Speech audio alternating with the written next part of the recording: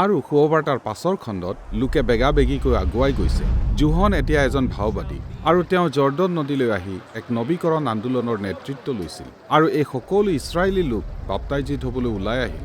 ধনী দুখীয়া কৰতোলা এনেকৈ সৈনিকবিলাক। ইয়াত এইবোৰ কি হৈছে? এই সকলো লোকবিলাকে নিজকে জীৱনৰ এক নতুন পথলৈ উৎসৰ্গিত কৰিছে। নদীত ডুব যোৱাৰ দ্বাৰাই বহু বছৰৰ আগতে ইছৰাইলীসকলে জৰ্ডন নৈ পাৰ হৈ এই দেশৰ উত্তৰাধিকাৰী হ'বলৈ আহিছিল আৰু ঈশ্বৰে তেওঁলোকক এক দায়িত্ব দিছিল। তেওঁলোকক কেৱল তেওঁৰ সেৱা কৰিবলৈ, চুবুৰীয়াক প্ৰেম কৰিবলৈ আৰু একেলগে ন্যায়ৰ পিছত চলিবলৈ আহ্বান কৰা হৈছিল।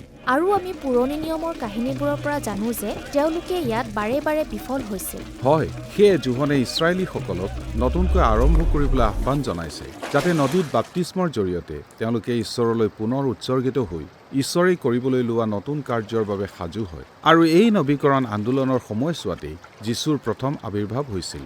যীশু জোহনৰ দ্বাৰাই বাপ্তাইজিত হৈছিল আৰু স্বৰ্গৰ দুৱাৰ মুকলি হ'ল আৰু স্বৰ্গৰ পৰা আকাশবাণী হ'ল, তুমি মোৰ পুত্ৰ, যাক মই প্ৰেম কৰোঁ, তোমাত মই পৰম সন্তুষ্ট।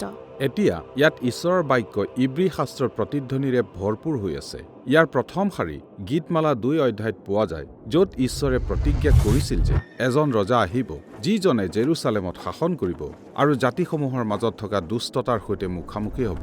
আৰু ইয়াৰ পাছৰ শাৰী ভাওবাদী যীশুৰ পুস্তকৰ পৰা লোৱা হৈছে আৰু ইয়াত মছিহৰ কথা উল্লেখ কৰিছে, যি এজন দাস হৈ দুখ ভোগ কৰিব আৰু ইছৰাইলৰ হৈ মৃত্যু হ'ব।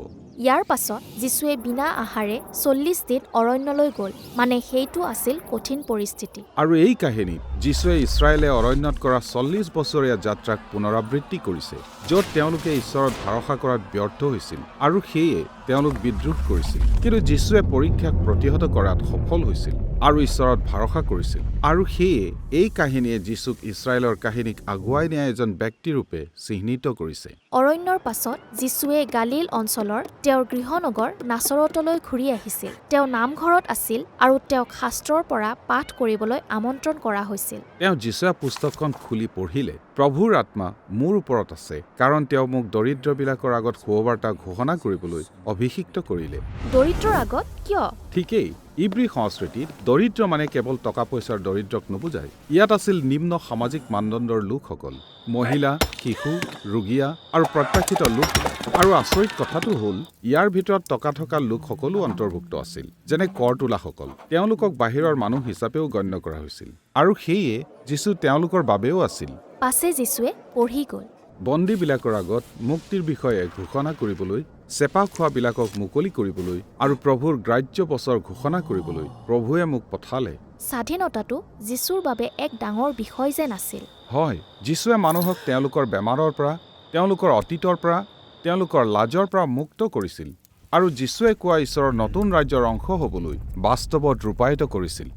ইয়াৰ পাছত যীশুৱে নেতা হিচাপে তেওঁৰ কাৰ্যত সহায় কৰিবৰ বাবে 12 জন ব্যক্তিক শিষ্য হিচাপে নিযুক্ত কৰিছিল। আৰু সেই 12 সংখ্যাটো ইচ্ছাকৃতভাৱে লোৱা হৈছিল, যিটো ইছৰাইলৰ 12 পৈদৰ প্ৰতীক আছিল। কিন্তু এইবিলাক ভিন্ন প্ৰকাৰৰ লোক আছিল। ইয়াত এজন মাছমৰীয়া আছিল, এজন প্ৰাক্তন কৰতোলা আছিল, যি ৰোমানসকলৰ হৈ কাম কৰিছিল, এজন প্ৰাক্তন বিদ্ৰোহীও আছিল, যি ৰোমান দখলৰ বিৰুদ্ধে যুঁজিছিল। তেওঁলোকৰ মাজত কোনো প্ৰকাৰৰ মিল নাছিল। হয়, যীশুৱে ইচ্ছাকৃতভাৱে বাহিৰৰ লোকসকলক আৰু শত্ৰুতা থকা লোকবিলাকক একেলগ কৰিছিল, কিন্তু ঈশ্বৰৰ ৰাজ্যৰ ভিতৰত তেওঁলোকক মিলিত হ'বলৈ আৰু ঐক্যবদ্ধ হৈ জীয়াই থাকিবলৈ আহ্বান কৰা হৈছিল। যীশুৰ পাছত যোৱা মানে জগতৰ এক নতুন ব্যৱস্থাত প্ৰৱেশ কৰা। আৰু সেয়ে যীশুৱে প্ৰচাৰ কৰিছিল, দৰিদ্ৰবিলাক ধন্য, কিয়নো ঈশ্বৰৰ ৰাজ্য তেওঁবিলাকৰ। শোক কৰাবিলাক ধন্য, কিয়নো তেওঁলোকে সান্তনা পাব।